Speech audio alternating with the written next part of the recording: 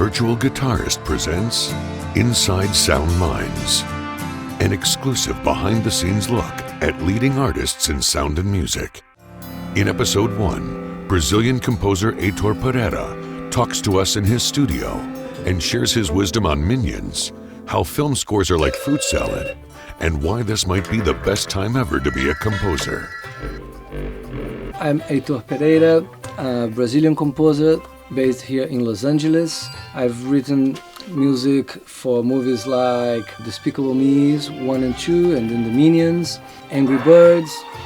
I come from Brazil. Happy to say it's a very musical place, and I come from a very musical family.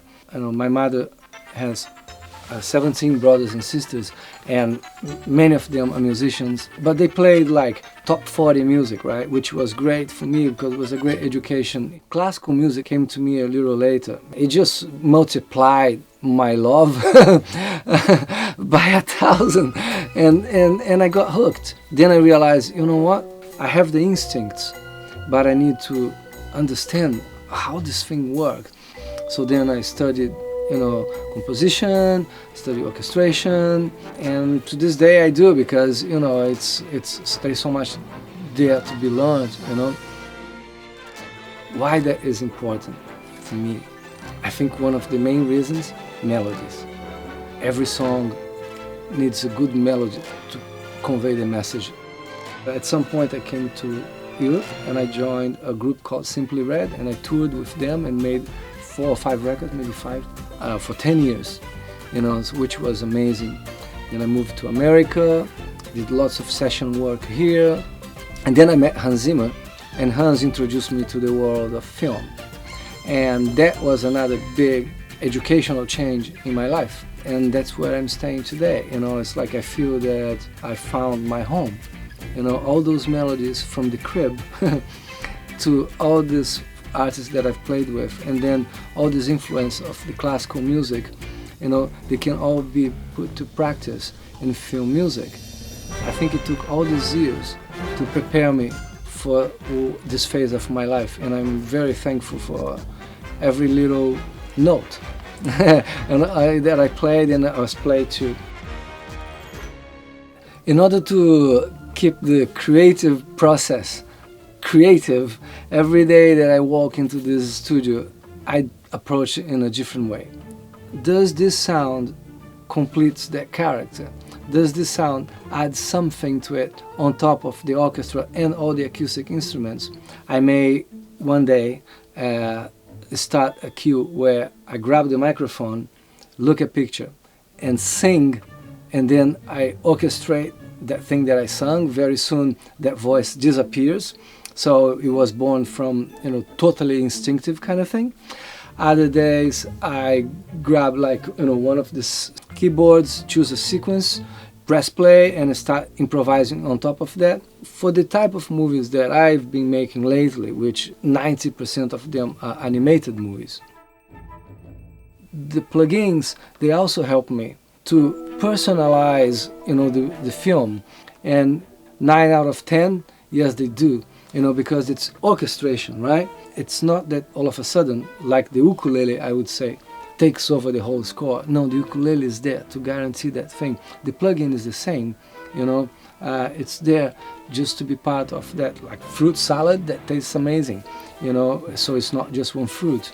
And that's how I love technology, just like one more color and this palette, to paint the whole thing. Singing, but not as a singer, but as an instrument to create music. I like, as I said, the guitar and the percussion and the piano. I think those are things that I can express myself the most. Synths, I like synths, I'm totally into synths now. But I like loopers, like this kind of stuff, right? This electroharmonics one, right? And so it frees me from the idea of quantize. No, it's just a sequence. And the same thing with the sequences from the electron stuff, The only problem is as I said before, is having the time to master it. So you know what I do? I have somebody else a technician that I hire, and that person reads the manuals for me and tells me, well, how can I get a good kick out of this thing? How can I get instead of the piano roll, be a guitar neck. Not instead, actually, on top of. So you can write music, visualizing the guitar neck, and for that matter, you can personalize it. I play a 9-string guitar, and why do I do that? Well, because the 9 strings cover the range of the orchestra. The 6 strings doesn't. So if I can personalize a guitar neck as a piano roll of 9 strings, and visualize the music like one does in the keyboard, I visualize the music also in the guitar neck, when necessary. So we need that. Come on, guys. There are a lot of guitar players out there. To make that a threat to musicians or not, I don't believe it is. I think what it did with the years, the majority of people that didn't have enough information, enough opportunity to be educated and going to school to write music for an orchestra or for whatever ensemble we are talking about, be a jazz group or electronic music. Now the tools are not for very much, right? Because before it was completely unaffordable. So I love plugins. I don't, or technology for that matter. I don't believe they will ever replace.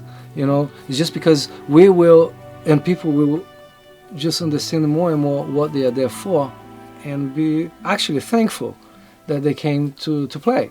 And that's how I feel about it. If you use your instincts, and you dig deeper and you press the buttons, the right ones and the wrong ones, I think in the end, all these new inventions, have created new music. And as a musician somebody who loves music, I can only be thankful to all these companies and all these endeavors, right? Because it just makes me wake up every day and say, man, what's next? Who is doing the new stuff? But the thing is, there is always the newest stuff, because music is new always to somebody. That's what I meant about, I really believe that this is the best time to be a musician.